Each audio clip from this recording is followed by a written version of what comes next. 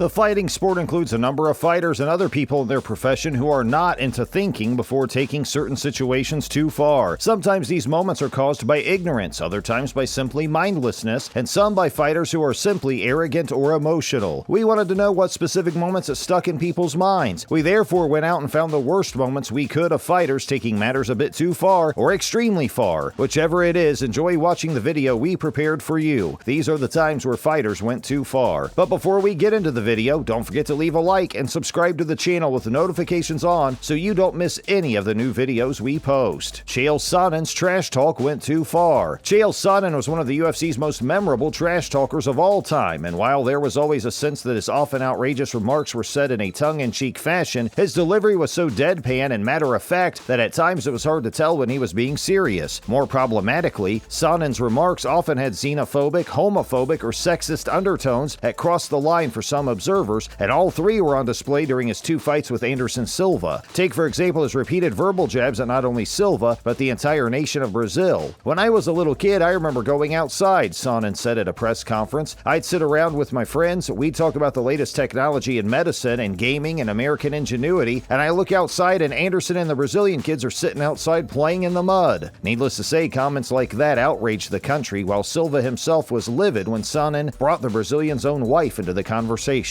You tell Anderson Silva I'm coming over and I'm kicking down his back door and patting his little lady on the ass and I'm telling her to make me a steak. Medium rare, just like I like it, Sonnen told Mauro Ranallo on the MMA show. Then there was the homophobic remark as he looked to shrug off his first submission loss to Silva by triangle choke. If you lay on your back with your legs wrapped around a man's head for 8 seconds, that does not make you a winner. Beth Correia suicide trash talks Ronda Rousey. As one of the UFC's biggest ever stars, Rousey's troubled childhood, and in particular the tragic death of her father due to suicide when she was just 8 years old, was already well documented by the time she was preparing to fight Beth Correia in 2015. With that in mind, common decency would dictate that the subject was off limits even for a fiery opponent like Correia, but apparently she didn't get the memo. She is not mentally healthy. She needs to take care of herself, Correia stated in a pre-fight interview. She is winning, so everybody is around her cheering her up, but when she realizes she is not everything that she believes she is, I don't know what might happen. I hope she does not kill herself later on, she laughed. Correia's cold-hearted remarks were met with almost unanimous disapproval from fellow fighters, fans, and the media, to the extent that by the time the fight took place in Pitbull's own home turf in Brazil, it was Rousey that was being treated as the hometown hero. The taunt also served to make Rousey even more determined to defeat Correia in devastating fashion, as she did just that by knocking her out in just 34 seconds before echoing what the Brazilian had told her at the weigh-in a day earlier by telling her, "Don't cry." Colby Covington calling the whole of Brazil a dump. Colby Covington gave the UFC security team nightmares when just days before his fight with Damian Maia at UFC Fight Night 119 in Sao Paulo in 2017, he described the city as a dump. He didn't stop there, though. After going on to defeat Maia by a decision in the co-main event, Covington then took to the mic inside the octagon and put the entire country on blast. "Brazil, you're a dump," Covington yelled at the crowd. "All you filthy animals suck." Needless to say, that taunt did not go down well at all with the hometown fans, who would pelt him with bottles, trash, and other objects as security rushed chaos out of the arena. Fears for his safety led to officials canceling his appearance at the post-fight press conference, and he was escorted by security back to his hotel, where he remained on lockdown until he returned to the UFC. Despite that, the following day, Covington issued a mocking statement masquerading as a formal apology. "I would like to formally apologize to any filthy animal I offended by comparing them to my hosts in Sao Paulo." Keith Hackney's groin punches. Back when the Ultimate Fighting Championship, UFC, was in its infancy, there were very few rules. Ex-presidential candidate John McCain actually described it as the human equivalent of a cockfight, and to be fair to him, the lack of rules made for a rather unsavory spectacle in some cases. One of the most notable cases in question happened at UFC 4 when strikes to the groin were completely legal. It saw Keith Hackney punch Joe's son, in the photo, square in the groin repeatedly, and Keith unsurprisingly went on to win the fight. Hackney did go too far, but the problem was that it was all legal back then. Matches like these led to the UFC bringing in stricter rules for the competition. A kiss and a punch. On December 31st, 2015, Yoshihiro Nakao and Heath Herring met for a fight. They were involved in an unforgettable moment in a pre-match Dynamite show. Everything was moderate and controlled, but all that changed during the pre-fight stare-down. Nakao decided kissing Herring was a great idea. Herring reacted with a right hook and knocked Nakao out cold before the fight had even started. Nakao was later carried out of the ring. Herring was obviously infuriated, and the match match was declared a no contest as the actions of both parties were considered foul. Ricardo Mayorga slaps the butt of Shane Mosley's girlfriend. The two men were scheduled to rematch their 2008 fight in 2015, with Mosley doing the promoting. Unsurprisingly, it was already a bit of a circus. While Mosley was apparently out in space saying that he expected 1.4 million pay-per-view buys, he may have just misspoken and meant dollars, not number of buys, and Don King was unable to prevent the fight from happening. The most amusing/embarrassing thing to happen yet was at the hand of Mayorga, literally. During a promotional event for the fight, Mosley's girlfriend bent over to pick something up, so Mayorga slapped her on the butt. Obviously, Mosley didn't take too kindly to this, and pandemonium ensued. Mosley tried to attack Mayorga, she threw her shoe at him, and the whole thing was broken up. After the rumble, the video shows Mosley and his girlfriend being interviewed. She offers Mayorga $10,000 to put his hands behind his back so she can punch him for like 5 minutes. Mayorga's response? He'll give her $25,000 to slap her on the ass again. Yeah, that happened. Diego Sanchez versus Craig White. UFC fighter kisses opponent at weigh-in. UFC fighter Diego Sanchez was left furious after he was kissed by British fighter Craig White. The 28-year-old from Devon planted a smacker on the nose of his upcoming opponent at the pre-fight weigh-in. The pair, who went head-to-head in Texas on September 8, 2018, had to be kept apart by UFC owner Dana White. The pre-fight weigh-in is usually a fighter's final chance to leave a psychological mark on an opponent before inflicting a physical one. Fighter Craig the Thundercat White is a grappling specialist, so fans are used to seeing him perform an armbar or chokehold, but the crowd was shocked when the 28-year-old pulled off the unusual move of kissing his rival. After hopping off the scales and posing for the obligatory nose-to-nose trash-talking pictures, the 28-year-old pressed his lips against Diego Sanchez's nose. Fighter admits to removing foot from weigh-in scales to cheat and make weight. Bellator fighter Sergio da Silva tried to cheat to make weight. The New York State Athletic Commission was not putting up with any of these tricks. The NYSAC was all over Silva when he tried to lift his foot off the scale and do anything in his power to weigh in less than what he actually did. Silva was scheduled to compete in a 130-pound catchweight fight but came in more than 7 pounds overweight. His opponent, Matt Rizzo, also weighed in over the limit. He came in at 133 pounds. With the fight being at a catchweight, neither fighter faced any penalties for missing weight. The fight took place during the prelims for Bellator 180. Earlier, the NYSAC received a lot of criticism after allowing UFC light heavyweight champion Daniel Cormier to hold onto the towel while weighing in. Since that incident, the NYSAC made rules making sure no fighters were able to touch anything except the scale while being weighed. Mike Tyson bit Evander Holyfield's ear off. Who does not remember this? When Mike Tyson bit off Evander Holyfield's ear, this became a pop culture moment because this was the first time something like this happened in the sport of boxing. Even years after the incident, there are still memes going around the internet about Mike Tyson biting off the ear. This also made a pop culture moment because when people talk about Mike Tyson, the first thing that comes to mind is him biting off part of an ear in 1997. When Mike Tyson did this in 1997, people were shocked by what happened. After that happened, it was all over the news and boxing became very popular once again. Part of being a pop culture moment is getting people talking, and this is exactly what Mike Tyson did. That concludes our video for today. Can you think of any other moments worth a mention where fighters went too far? If you do, feel free to leave a comment below. Thank you for watching. We hope to see you back again. Until we do, take care.